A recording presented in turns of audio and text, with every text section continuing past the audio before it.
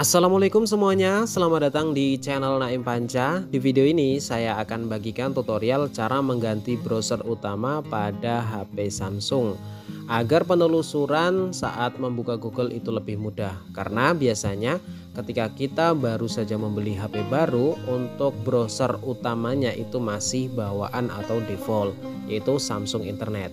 Gimana cara merubahnya? Silahkan kalian simak video ini sampai selesai. Jangan lupa subscribe dan aktifkan loncengnya. Dan langsung saja kita masuk ke tutorialnya.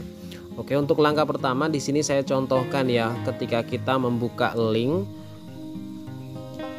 di situ nanti akan dibawa ke browser Samsung Internet. Contoh seperti ini.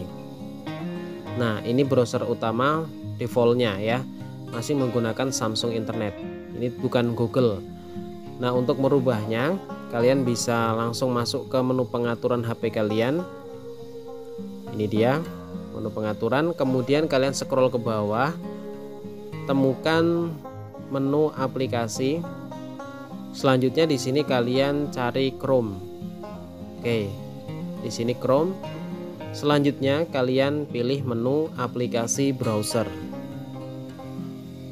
Nah, untuk aplikasi browsernya di sini kalian bisa pilih Chrome, Ecosia ataupun yang lainnya ya, yang menurut kalian itu lebih mudah.